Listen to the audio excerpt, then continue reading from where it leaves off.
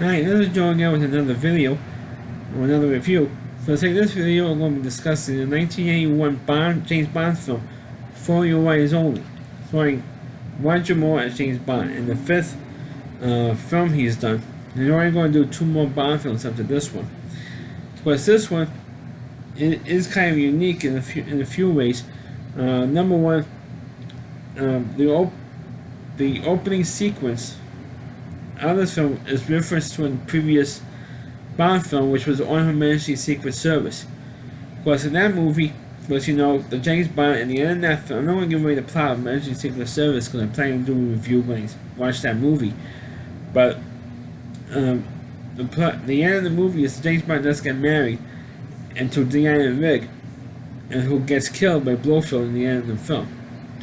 So this one, the opening pre-credit sequence, you have James Bond visiting his wife's grave, and he puts flowers on the grave and everything. And he does have this line, "We have all the time in the world," which is what James Bond says to his wife who just got killed. And that song is played during the closing credits of the film On Majesty's Secret Service. But now, 12 years later, you have that reference. Of course, then afterwards, Bond gets in the helicopter, gets called from the office, and the helicopter gets remote controlled by Blofeld. So James Bond kills the pilot. Well, the pilot gets killed, I should say, by Blofeld. And so Bond gets into the cockpit, throws the pilot's body out, and he does get control of the helicopter back, and he finds Blofeld on the rooftop watching what's going on, and Bond, using a cable, hooks up Blofeld, and he picks up and drops him off in a chimney, spreading disposing of Blofeld.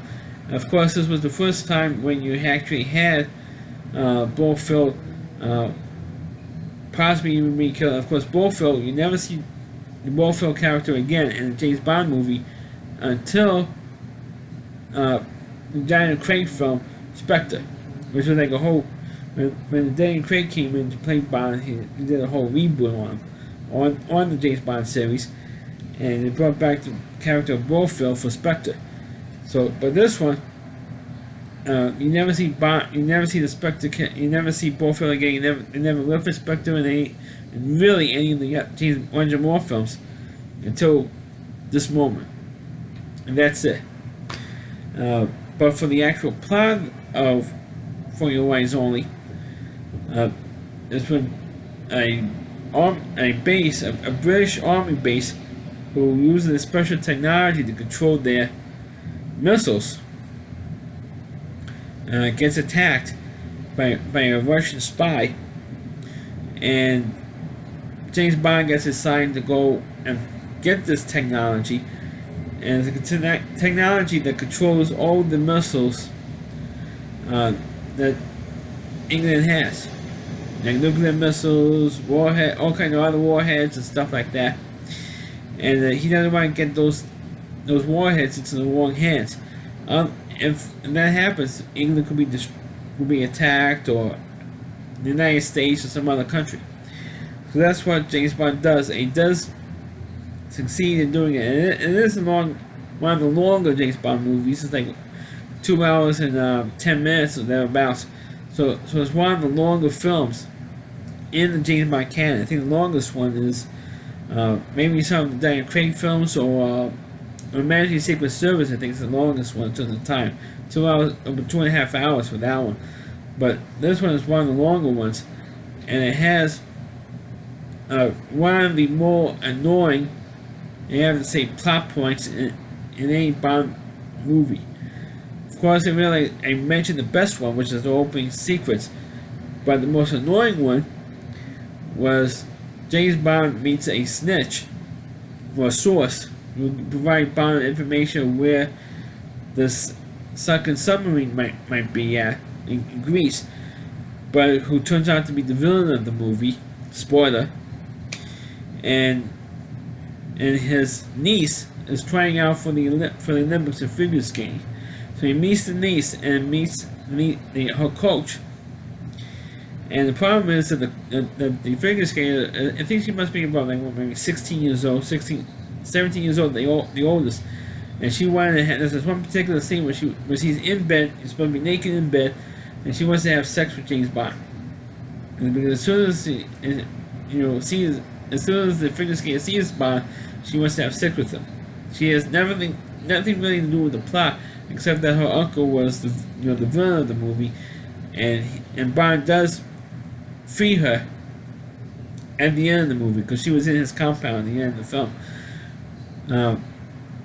Anyway, they had so she wanted to have sex with Bond. The figure skater does, and Bond says, "No, I don't want to do that. I don't want to have sex with you." And that's because you look at a girl who, like I said, maybe 16, 17 years old, and she wants to have sex with James Bond, who like I mentioned earlier, is played by Roger Moore, who is, I think, is maybe in his early 50s by that time. And so, to have a sex scene like that, I say, hey, he's a pervert having sex with an underage girl. So I guess he didn't want to have that kind of flack.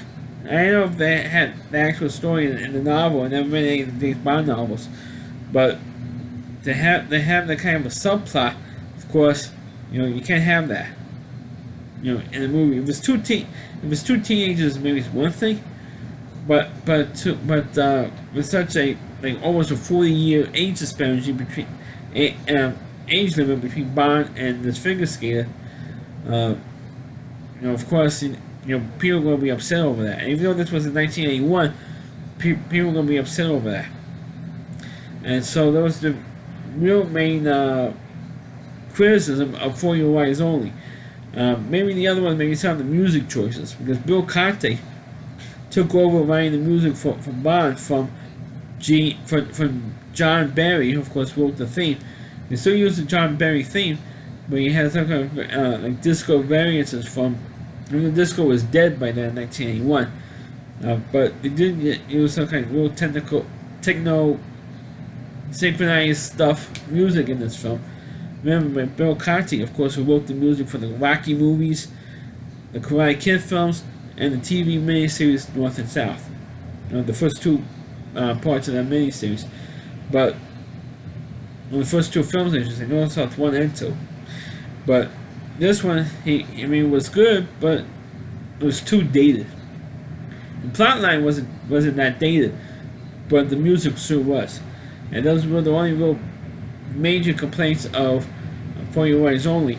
But as a plot, of course, it was pretty decent plot, pretty stereotypical plot for a Bond film. And of course, James Bond does hook up with the daughter of the guy who was working